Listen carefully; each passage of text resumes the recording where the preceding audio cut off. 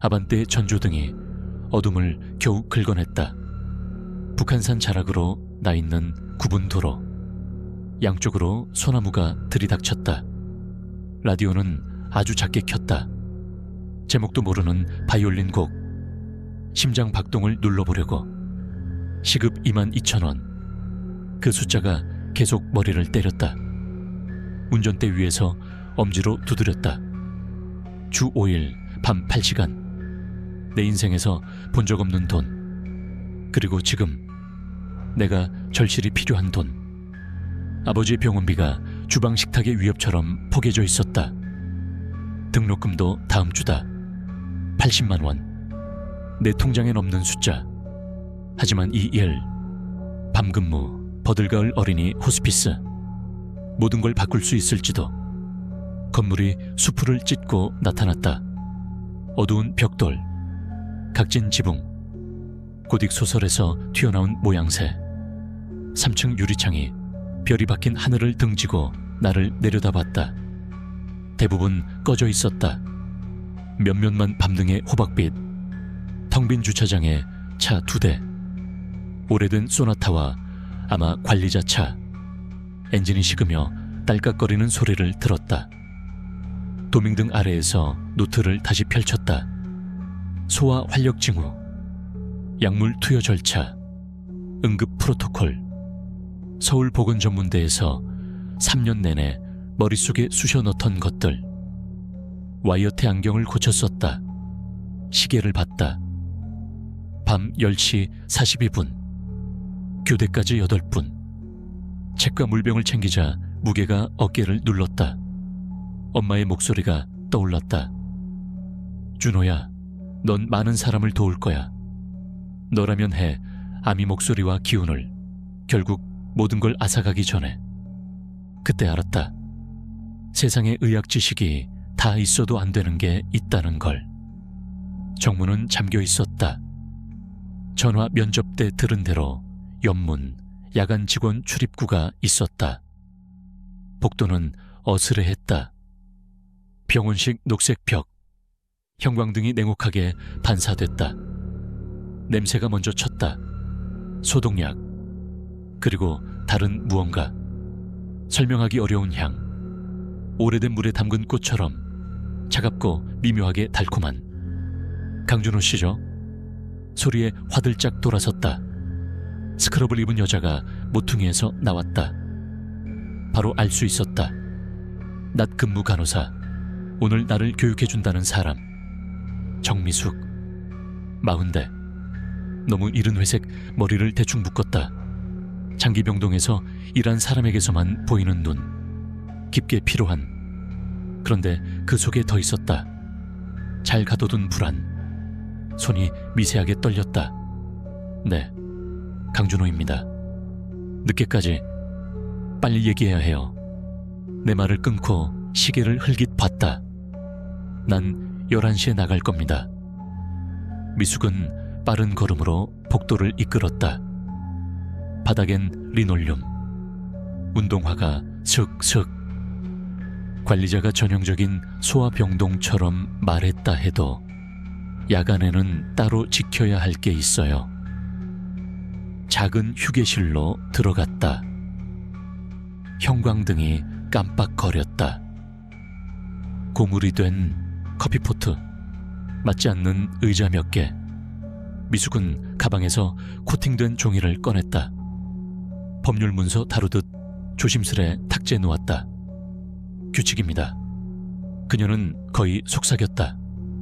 하나라도 어기지 마세요. 편향도 금지.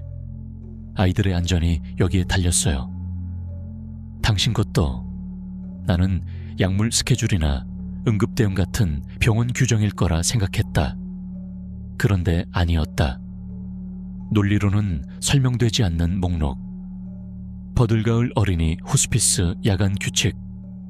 23시부터 7시까지 첫 활력은 23시 30분까지 완료. 끝나면 간호사실에서 모두 이상 없습니다 를 소리내 말할 것. 우리를 위한 말이 아니다. 207호의 밤등은 반드시 빨간 전구. 파란색으로 바뀌어 있으면 들어가지 말 것. 즉시 린넨실 수납실로 가문 닫고 3번 두드리는 소리를 들을 때까지 대기. 닫힌 4층에서 아이 우는 소리가 들릴 수 있다. 인정하지 말 것. 보러 가지 말 것. 간호사실 라디오 볼륨을 올려 소리를 완전히 덮을 것. 파란 잠옷에 작은 남자아이가 술래잡자고 하면 반드시 놀아줄 것. 30가지 큰 소리로 샌드위치 찾기. 5분 내 못 찾으면 간호사실의 종을 2번 울려라. 그 애는 종을 싫어한다. 오래된 간호복을 입은 여자가 놀이방의 어둠 속에서 아이를 안고 흔들고 있을 때 얼굴을 보지 말 것. 다가가지 말 것. 천천히 후진해 문을 닫을 것. 그녀가 당신을 알아채면 안 된다. 화재 경보가 울리는데 비상등이 깜빡이지 않으면 훈련이 아니다. 200에서 210호 아이들만 데려갈 것. 207호는 절대 열지 말 것. 정원으로 대피해 뜰 때까지 돌아오지 말 것. 복도 끝에서 울음소리가 들리면 하던 일을 멈춰라. 완전히 정지하고 눈을 감아라. 찬바람이 스쳐갈 때까지. 보거나 소리를 내면 그녀가 당신을 본다. 2번을 읽었다.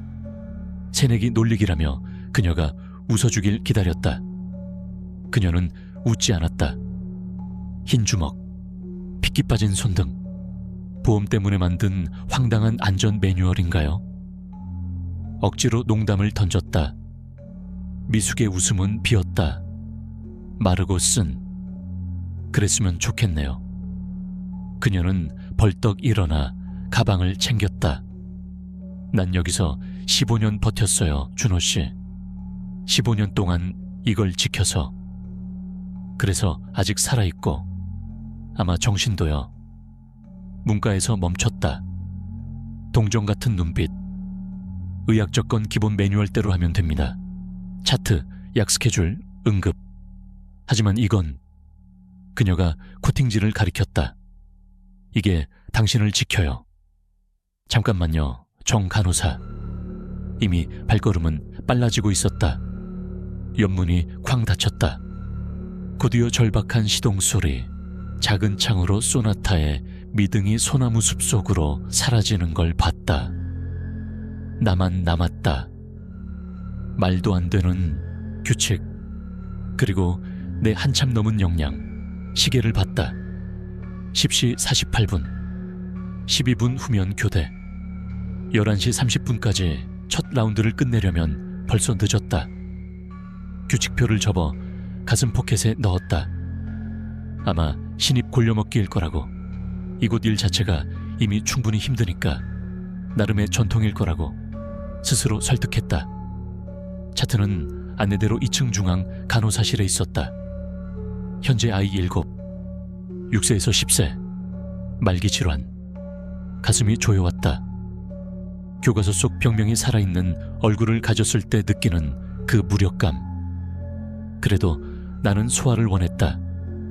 배우고 싶었고 지키고 싶었다. 201호 김민수 6세 낭포성 섬유증. 203호 박서연 10세 뇌종양. 207호 유리 8세 급성 림프구성 백혈병. 이름들이 이어졌다. 각기 누군가의 최악의 꿈이 현실이 된 표제. 내가 왜 이 길을 택했는지 떠올리게 하는 목록. 장비를 챙겼다. 청진기, 청계, 혈압계, 손에 익은 무게. 적어도 이건 설명이 된다. 복도는 이상할 만큼 조용했다. 통풍기 소리. 저 멀리 모니터 삑삑. 낮엔 밝을 법한 동물 벽화와 무지개가 밤엔 마르고 창백했다. 씻겨 내려간 색. 억지로 웃는 입. 민수는 잠들어 있었다. 곁에 기계가 부드럽게 숨을 불어넣었다. 수치를 적고 담요를 고쳐 덮었다. 다음 방. 서연은 깨어 있었다. 큰 눈이 나를 따라왔다. 새로운 야간 간호사예요. 맞아요. 전 준호예요. 오늘 기분은 어때요, 서연? 그냥요. 근데 밤엔 여기 좀 무서워요. 망가진 토끼 인형을 끌어안았다. 어떤 게 무서워요? 맥박을 재며 묻자 소리요. 가끔 복도에 뭐가 보여요. 약 때문에 그럴 수도 있어요. 말을 하면서도 배 밑이 차갑게 가라앉았다. 그래도 안전해요. 그게 제가 있는 이유죠. 아이들을 한 명씩 보았다. 모두 작고 모두 용감했다. 어른이라도 무너질 싸움을 버티고 있었다. 207호. 유리는 깨어 있었다. 또렷한 눈, 8살답지 않은 눈빛. 처음 오셨죠? 천을 재는데 아이가 말했다. 첫날이야. 난 준호, 난 유리. 규칙 지킬 거예요. 손목에서 맥을 짚던 손이 멈췄다. 무슨 규칙? 밤에 다 주는 거요. 슬픈 아줌마랑 술래잡기 하는 남자아이, 위층에서 우는 소리. 날씨 얘기하듯 담담했다. 지켜야 나빠지지 않아요. 누가 겁주는 얘기했니? 유리는 고개를 저었다. 난 봐요.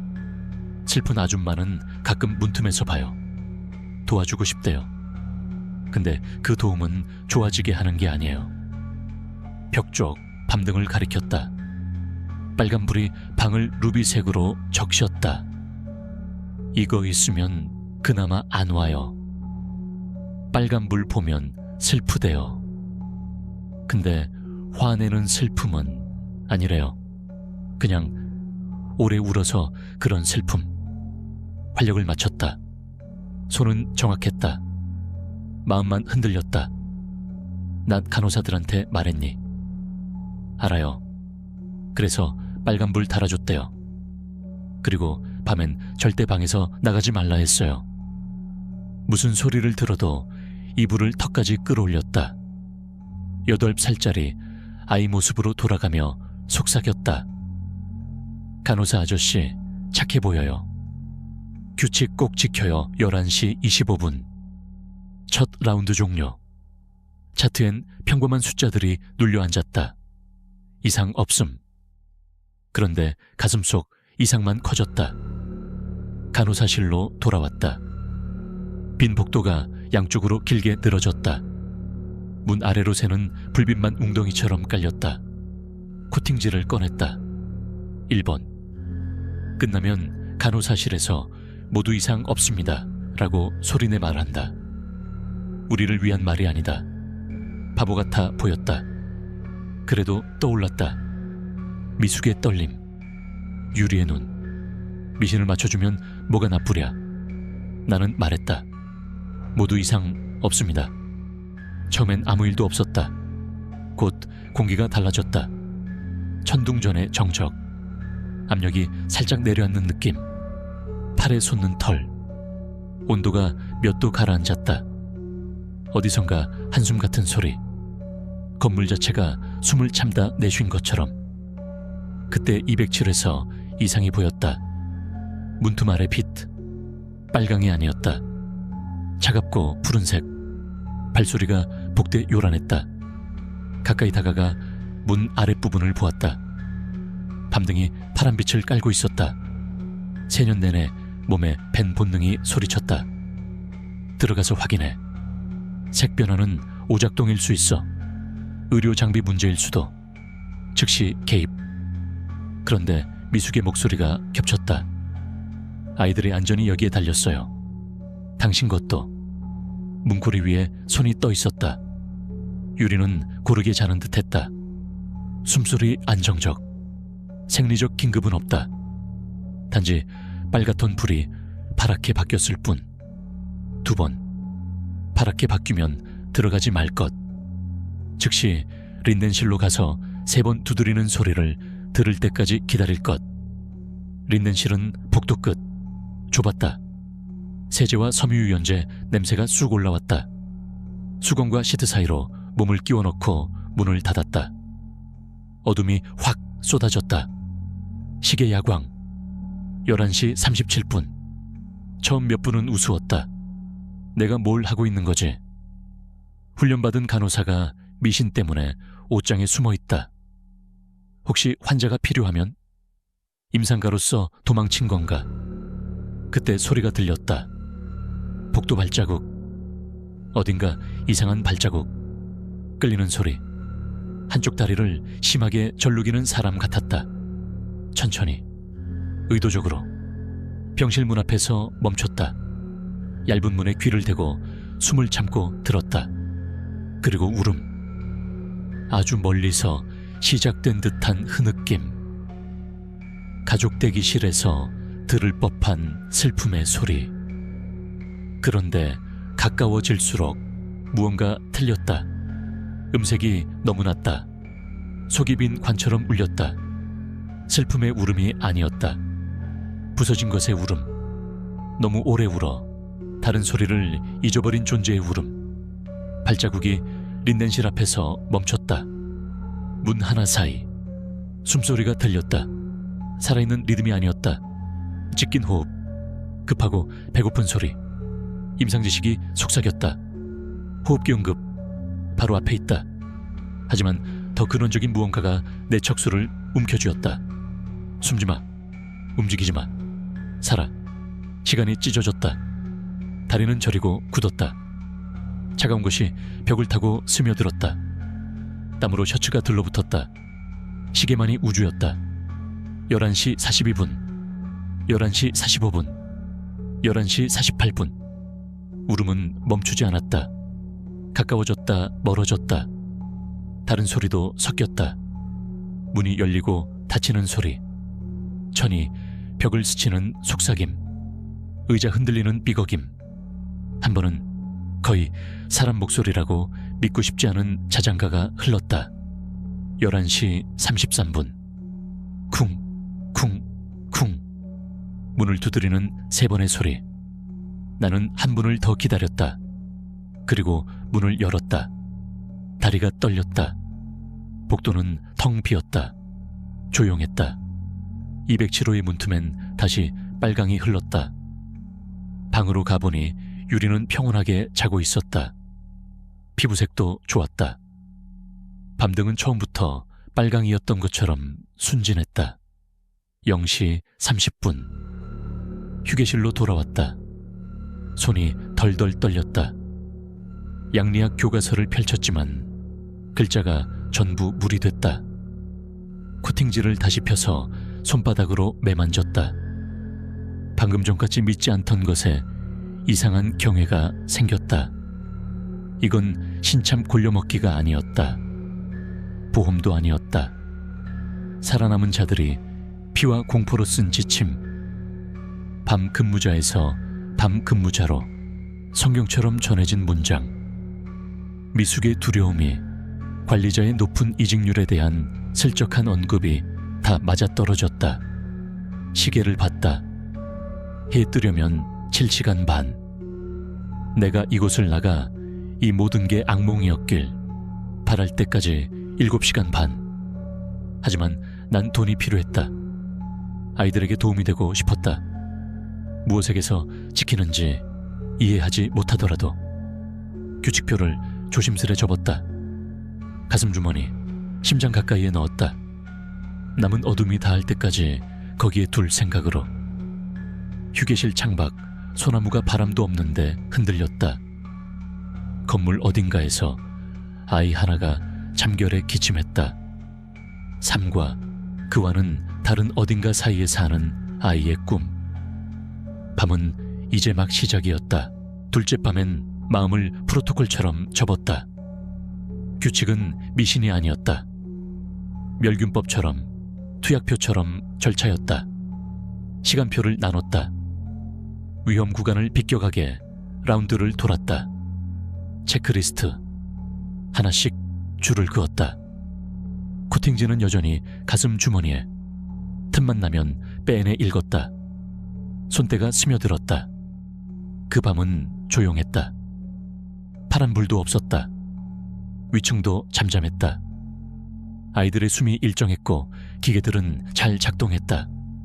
미숙은 인수인계만 하고 또 서둘러 떠났다. 뒷모습이 여전히 빠르다. 그래도 그날은 별일 없었다. 나는 잠깐 첫날의 공포가 과했다고 생각했다. 잠깐뿐이었다. 셋째 밤 새벽 1시 15분 나는 수납실을 정리했다. 붕대개수, 소독솜, 양리학 교과서가 선반 위에 반쯤 펼쳐졌다. 손이 기계적으로 움직이니 머리는 공부를 따라갔다. 그때 들렸다. 우는 소리. 위에서 내 머리 위 높은 곳 아이 목소리. 높고 가늘고 절박했다. 엄마, 엄마, 아파. 제발 도와줘요. 혈관이 얼었다. 3년 동안 훈련한 반사. 현장으로. 계단으로 향하던 내 발이 규칙에 발목을 잡혔다. 3번. 닫힌 4층에서 우는 소리가 들려도 인정하지 말 것. 보러 가지 말 것. 간호사실 라디오 볼륨을 끝까지. 문틀을 짚은 손등이 휘어졌다. 울음은 더 가까워졌다. 떼쓰는 울음이 아니었다. 통증의 울음. 의사들도 복대서 몰래 눈물 훔치는 그 소리. 간호사실로 뛰었다. 오래된 라디오. 금속 안테나를 빼올렸다. 주파수 다이얼을 긁었다. 지지직. 백색 소음 사이로 목소리가 자를 대고 들어왔다. 살려주세요. 제 8. 심야 방송 하나를 걸었다. AM 토크. 누군가는 정부 음모를 말했고 누군가는 자기 가족의 병 얘기를 했다. 볼륨을 끝까지 올렸다. 스피커가 떨렸다. 울음은 여전히 있었다. 그러나 덮였다. 나는 20분 동안 그 소리를 깔아뭉갰다. 손이 떨려 다이얼이 미세하게 흔들렸다. 볼륨을 줄였을 때 건물은 다시 조용했다. 사라진 게 아니었다. 지금 일어나고 있었다. 나는 외면했다. 그 사실만 남았다. 네 번째 밤 2시 반 약품 장부를 정리하던 내 시야 가장자리에 움직임이 스쳤다. 복도 모퉁이. 작은 남자아이 7살쯤. 파란 병원 잠옷. 공룡 무늬가 깡총거렸다. 아이는 진짜처럼 보였다. 살결도 눈동자도 그림자가 바닥에 걸리는 방식도. 술래잡기 하자. 목소리는 평범했다. 밝았다. 그런데 눈이 문제였다. 나이를 먹은 눈. 아이 얼굴에 갇힌 큰 사람의 눈. 숫자 셀 줄 알지? 30까지 세고 찾아야 해. 5분 안에 못 찾으면 종 울려야 해. 종은 싫어해 4번. 아주 정확한 규칙. 누군가 오래 겪고 쓴 문장. 나는 병의 뚜껑을 내려놓았다. 그래, 할게. 눈 감고 센다. 1, 2, 3. 맨발이 리놀륨을 달렸다. 까르르 웃음. 문이 열리고 닫히는 소리. 28, 29, 30. 의료 카트 뒤. 없음. 간호사실 책상 밑. 비었다. 수납실. 인기척 없음. 마지막에 응급카트 뒤에서 찾았다. 아이는 쪼그려 앉아 웃음을 참았다. 눈이 마주치자 그 웃음이 터졌다. 찾았다. 찾았다. 손뼉을 쳤다. 그러고는 고개를 갸웃했다. 늙은 눈으로. 게임 잘한다. 못된 아줌마는 게임을 싫어해. 근데 넌 해줬네. 못된 아줌마? 묻기도 전에 아이는 사라졌다. 걷지도 희미해지지도 않았다. 없어졌다. 공기는 그대로였고 내 귓속엔 웃음이 오래 울렸다. 이곳에서 처음으로 위협이 아닌 존재와 마주했다는 느낌이 남았다. 그 다음 밤부터 살아있는 아이들과 더 가까워졌다. 유리는 활력 체크 시간마다 깨어 있었다. 약이 잠을 쪼개놓았다. 우리는 조용히 이야기했다. 어젯밤에도 문에 슬픈 아줌마가 있었어요. 유리는 연필로 그림을 그렸다. 문틀 옆 옆모습만 보이는 키 큰 여자. 오래된 간호 모자와 흰 원피스. 도와주고 싶대요. 근데 그 도움이 별로예요. 그래서 빨간 불을 달아요. 어깨에 어둠을 덧칠했다. 아주 오래 울었어요. 너무 오래 울어서 다른 표정을 까먹은 사람처럼. 민수의 흡입치료 시간엔 내가 동화책을 읽었다. 기계가 잔 안개를 내뿜는 동안 아이는 약물 얘기를 불었다. 공기, 점도, 기관지. 밝은 아이. 근데 밤엔 왜 무서운 얼굴이에요, 준호 아저씨? 나는 미소를 연습했다. 야간은 조용해서 그래. 금방 익숙해질 거야. 문틈에서 서연이 고개만 내밀었다. 토끼 인형을 더 꼭 껴안았다. 벽에서 우는 소리 들려요. 애들 우는 거랑 달라요. 늙은 울음 아이들은 이미 이 존재와 오래 살았다. 적응했다. 규칙을 아는 표정. 위안이자 비극이었다. 다섯째 밤, 나는 검색을 시작했다. 병동 와이파이는 생각보다 빨랐다. 신문 아카이브, 공공기록, 지역 역사 카페, 1969년 야간 간호사 실종, 도봉구 지역지. 이름은 한은영. 결핵 소아병동 야간 전담. 2주 동안 아이 7이 죽었다. 사인은 모두 결핵 합병증. 부골한 한 줄이 더했다. 따뜻한 돌봄 속 평안히 잠들다. 문장이 찝찝했다. 인사기록엔 다른 진실이 숨어 있었다.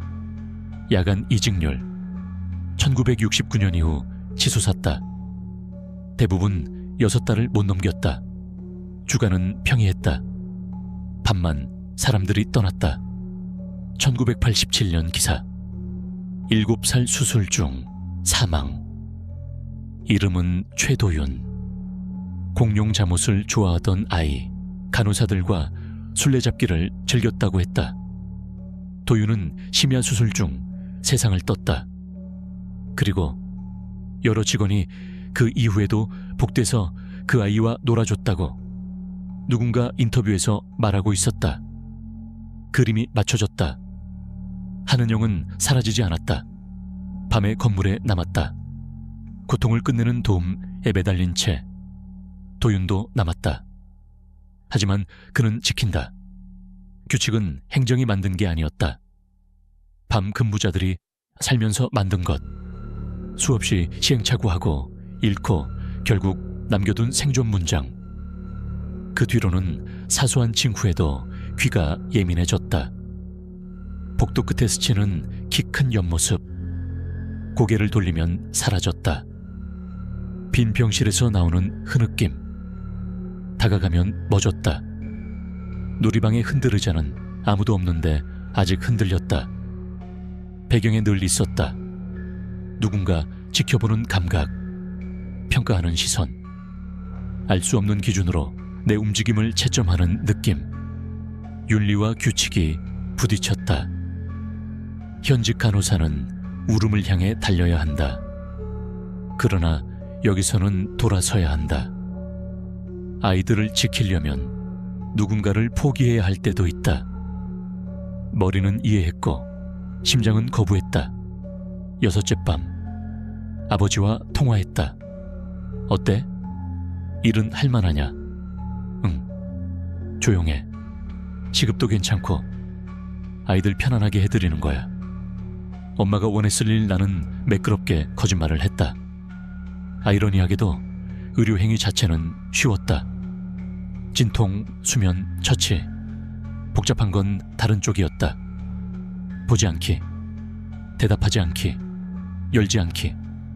그래도 기쁨이 있었다. 민수에게 이야기를 읽을 때, 서연의 그림을 칭찬할 때, 유리의 말이 놀랍게 정확할 때, 아이들은 끝을 마주 보면서도 용감했다. 그들을 돕는 일은 거룩했다. 나는 점점 더 보호자가 됐다. 순찰이 길어졌다. 빨간불을 더 자주 확인했다. 문틈의 바람, 복도의 정적, 작은 신음에도 살폈다. 그들은 차트 속 이름이 아니라 내 아이들이 되었다. 6밤을 무사히 보낸 새벽, 나는 스스로에게 합격 판정을 내렸다. 시간, 순서, 대응, 다 익혔다. 규칙은 이제 내 간호 절차의 일부였다. 그때 나는 몰랐다. 그 자신감이야말로 이 건물에서 가장 큰 실수의 전조라는 걸. 오만은 늘 조용히 문턱을 넘는다. 7째 밤, 나는 이미 리듬을 찾았다. 혈압을 재듯 아이비 라인을 점검하듯 규칙도 익숙해졌다. 새벽 2시 45분, 약 투여 순찰을 마치고 간호사실로 돌아왔다. 조용했다. 평화롭다고 느껴질 만큼. 건물 특유의 압박도 옅었다. 마치 보이지 않는 존재가 스스로 물러난 듯 나는 안도했다. 6밤을 견디고 살아남았고 아이들도 무사했다. 이제는 할 수 있다. 내 양리학 교과서를 펼쳤다. 눈은 활자에 집중하려 애썼지만 손끝엔 아직 코팅지 규칙표의 감촉이 남아있었다. 새벽 3시, 복도를 점검하는 순서. 마지막은 놀이방. 낮에는 벽화와 장난감으로 아이들이 웃음을 흘리는 곳. 그러나 밤엔 플루오레센트 불빛에 색이 사라진다. 문틈에서 노란빛이 새어나왔다. 규칙이 속삭였다. 5번. 놀이방에서 오래된 간호사가 아이를 안고 있을 수 있다. 절대 얼굴을 보지 말 것. 다가가지 말 것. 천천히 뒤로 물러나 문을 닫을 것. 나는 숨을 고르고 교과서를 품에 끼고 문 앞으로 다가갔다. 안에선 흔들의자 소리가 리듬을 탔다. 삐걱삐걱 창가 옆에 앉은 여자의 옆모습이 보였다. 낡은 흰 원피스, 둥근 깃, 오래된 간호복. 원래 흰색이어야 했을 천은 누렇게 변색되어 얼룩이 져 있었다. 바싹 마른 어깨, 힘없이 늘어진 긴 머리칼. 움직이지 않는데도 머리카락은 자기 멋대로 흔들렸다. 그 품에는 아이처럼 만든 것. 도자기 인형. 불에 칠해진 붉은색이 인위적이었다. 숨은 없었다. 천도 없었다. 그러나 그녀는 살아있는 아기처럼 안고 있었다. 자장가를 불렀다. 낮고 오래된 목소리. 음정이 살짝 틀렸지만 애절했다. 너무 오래 울어서 변한 목소리. 나는 규칙대로 뒷걸음질 쳤다. 눈을 고정한 채 교과서를 꼭 쥐고 송구지 문 손잡이를 더듬었다. 1발, 2발. 그녀는 여전히 옆모습이었다. 어깨는 말라붙은 나무처럼 휘어 있었다. 3발, 4발. 손잡이가 차갑게 잡혔다. 그 순간 교과서가 미끄러졌다. 땀이 스며들어 바닥에 떨어졌다. 쿵! 소리가 건물 전체를 때렸다. 자장가가 뚝 끊겼다. 흔들의자도 멎었다. 침묵이 핏빛처럼 번졌다. 그리고 그녀의 머리가 돌아가기 시작했다. 천천히. 먼저 움푹 꺼진 뺨, 이어 텅 빈 눈구멍 같은 그림자. 살갗은 썩어 부패한 게 아니었다. 아주 오래된 시신의 조용한 퇴색. 규칙이 머릿속에서 부서졌다. 나는 비명을 삼킨 채 달렸다. 규칙도 침묵도 잊었다. 발소리가 복돼 메아리쳤다. 뒤에서는 다시 흔들의자가 움직였다. 이번에는 빨랐다. 내 심장 박동과 같은 속도로. 쫓아오는 박자. 간호사실 문을 잡고 몸을 밀어넣었다. 의자에 털썩 주저앉아 숨을 몰아쉬었다. 손이 떨려 책상이 흔들렸다. 이제 그녀는 나를 알았다. 지켜보는 게 아니라 인식했다. 규칙이 막아주던 벽이 무너졌다. 나는 노출되었다. 컴퓨터 모니터가 깜빡였다. 화면이 흐려졌다가 돌아왔다. 복도의 불빛은 주기적으로 꺼졌다 켜졌다. 의도적인 신호처럼. 나는 서둘러 기록을 열람했다. 인사자료, 오래된 파일. 1963년 사진 속의 한은영 간호사가 나를 보았다. 그때는 온화했다. 살아있었다. 하지만 1967년 기록은 차가웠다. 환자는 고통받는 아동을 어떠한 방법으로든 해방시켜야 한다고 믿음. 죄책감 없음. 평안한 곳으로 데려간다는 발언 반복. 현실과의 단절. 정신병원 격리. 필요 마지막 보안 보고. 아이들 시신 곁에서 발견됨. 평안한 곳으로 데려간다. 반복 진술. 이송 도중 실종. 수색 중 그때 건물 전체가 변했다. 벽화는 번져 일그러졌다. 발자국 소리가 복돼서 끌리듯 들려왔다. 아이들의 꿈은 흔들렸다. 각 방에서 낑낑 우는 소리가 흘러나왔다. 아이들은 괴로워했고 나는 움직일 수 없었다. 규칙은 회피만 말해줬다. 되돌리는 방법은 없었다. 새벽 3시 10분.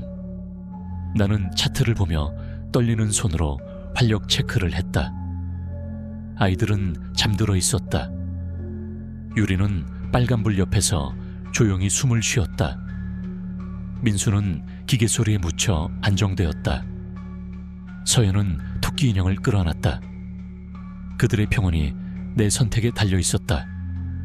그러나 나는 이미 그들을 위험에 끌어들였다. 새벽 4시. 규칙표를 다시 읽었다. 글자가 손바닥에 파고드는 듯. 구멍은 없었다. 돌이킬 수 없는 잘못. 그녀는 이미 나를 보았다. 새벽 4시 35분. 화재 경보음이 병원을 찢었다. 그러나 불빛은 깜빡이지 않았다. 6번 규칙. 불빛 없이 경보가 울리면 200호부터 210호까지만 데리고 뜰로 나갈 것. 207호는 절대 열지 말 것. 나는 얼어붙었다. 207호. 유리. 울음이 들렸다. 규칙보다 더 깊이 파고드는 목소리. 준우 아저씨, 무서워요. 아줌마가 방에 있어요. 제발. 내 손이 문고리에 갔다. 차가다. 간호사로서의 본능이 날 미친 듯이 흔들었다.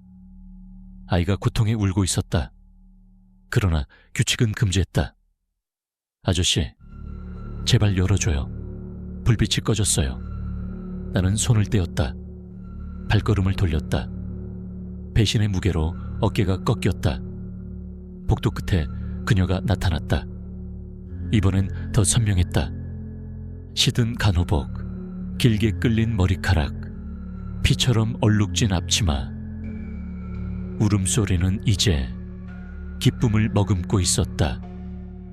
사냥이 시작된 웃음. 나는 남은 아이들을 불러 모았다. 민수, 서연, 다른 방의 아이들 6명. 휠체어를 밀며 인형을 안긴 채. 나는 거짓말을 했다. 불이 나서 훈련이야. 금방 괜찮아. 유리의 비명이 뒤에서 터졌다. 아저씨, 제발 오지마. 무서워. 나는 뛰었다. 아이들을 데리고 정원으로. 울음은 점점 멀어졌고 나의 심장은 찢어졌다. 정원은 1969년 이후 축복받은 땅. 담장 안으로 들어서자 공기가 바뀌었다. 무게가 풀렸다. 새벽 5시. 아이들을 담요로 덮었다. 그들의 눈은 혼란스러웠고 나를 믿었다. 나는 동화를 읽어주었다. 용사 이야기. 모두가 살아남는 해피엔딩. 거짓말. 아이들은 내 무릎에 기대에 잠들었다. 유리는 건물 안에서 사라졌다. 아침 7시. 낮 근무자들이 도착했다. 미숙은 나를 보더니 바로 알았다. 눈빛만으로. 207호는 비어있었다. 빨간 정우는 산산조각. 유리는 어디에도 없었다.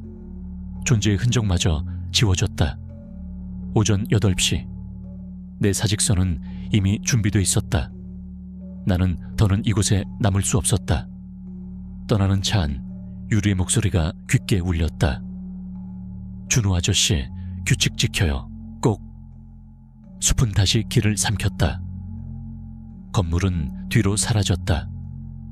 그러나 규칙은 남았다. 피와 눈물로 적힌 생존 공식. 누군가는 또 그걸 받아들일 것이다.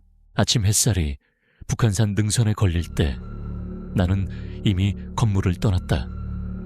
그러나 마음은 여전히 안에 남아 있었다. 유리의 울음소리가 귓속에 메아리쳤다. 준호 아저씨, 제발. 나는 도망쳤다. 규칙은 지켰지만 간호사로서의 의무는 배신했다. 가슴이 무너져 내렸다.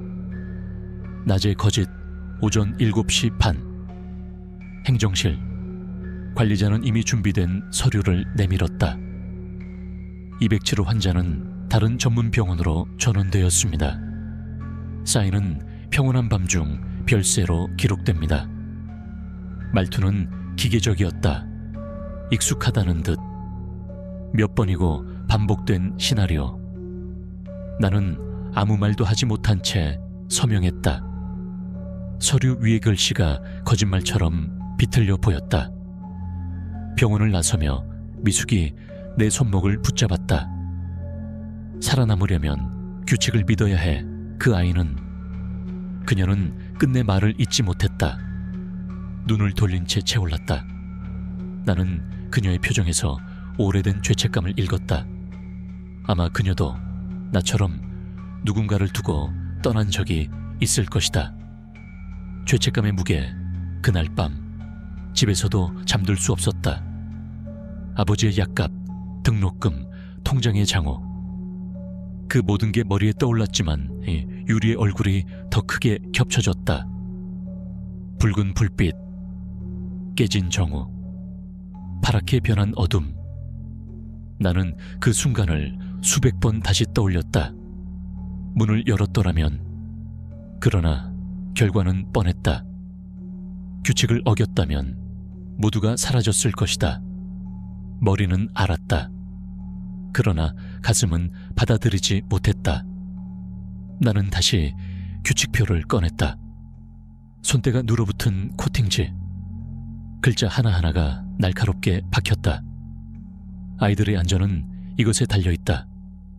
네가 아니라 이것. 나는 그 문장을 수십 번 읽으며 누군가의 피와 두려움으로 새겨진 교훈을 느꼈다. 조사나는 단순히 떠날 수 없었다.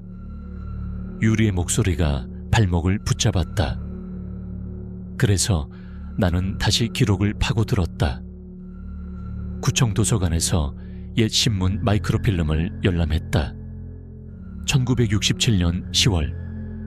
한 달 동안 어린이 사망기사 7건. 이유는 모두 결핵 합병증. 그러나 부검 기록은 없었다. 이어지는 기사. 간호사 한은영 실종. 작은 칼럼이었다. 목격자는 아이들을 아는 채 울고 있었다고 했다. 그 후 자취가 사라졌다. 나는 치를 떨었다. 그녀는 단순히 사라진 게 아니었다. 이 건물에 스스로 남았다. 1987년 기사엔 최도윤 수술 중 사망이 있었다. 기사 하단 간호사들의 증언. 도윤이는 간호사 누나들이랑 술래잡기를 좋아했어요. 그리고 죽은 뒤에도 놀고 있는 걸 본 것 같았다. 내가 만난 그 아이였다. 그는 남아 지키고 있었다. 규칙의 의미, 나는 이해했다. 규칙은 행정 매뉴얼이 아니었다. 피해자가 남긴 마지막 기록. 누군가는 울음에 이끌려 위층으로 올라갔다. 돌아오지 않았다. 누군가는 파란 불빛의 문을 열었다. 아이와 함께 사라졌다. 누군가는 울고 있는 간호사의 얼굴을 보았다. 그 뒤로 영영 흔적이 지워졌다. 그리고 살아남은 소수는 이 경험을 글로 남겼다. 코팅지 위의 단어 하나하나가 바로 그들의 생존의 증거였다. 불길한 깨달음. 그러나 한 가지는 설명되지 않았다. 왜 207호의 아이들만 언제나 제외되는가? 왜 그녀는 꼭 한 명을 데려가야 하는가? 그리고 왜 그 아이들은 흔적조차 남기지 않는가? 나는 답을 모른 채 머릿속에서 유리의 목소리만 맴돌았다. 아저씨, 규칙 꼭 지켜요. 끝나지 않은 밤, 나는 사직서를 냈다. 다시는 그곳에 가지 않겠다고 결심했다. 그러나 며칠 뒤 꿈속에서 나는 또다시 북한산 숲길을 달리고 있었다. 헤드라이트는 어둠을 뚫지 못했다. 붉은 불빛이 켜졌다 꺼졌다. 복도의 흔들의자 소리가 들렸다. 그리고 파란 정우 아래에서 유리가 속삭였다. 이번엔 열어줄 거죠? 준호 아저씨. 나는 꿈에서 비명을 질렀다. 깨어났을 때 손바닥에는 여전히 코팅지에 눌린 자국이 남아있었다. 이야기는 끝나지 않았다. 규칙도, 하는 영도, 유리도. 그리고 나 역시 끝나지 않았다.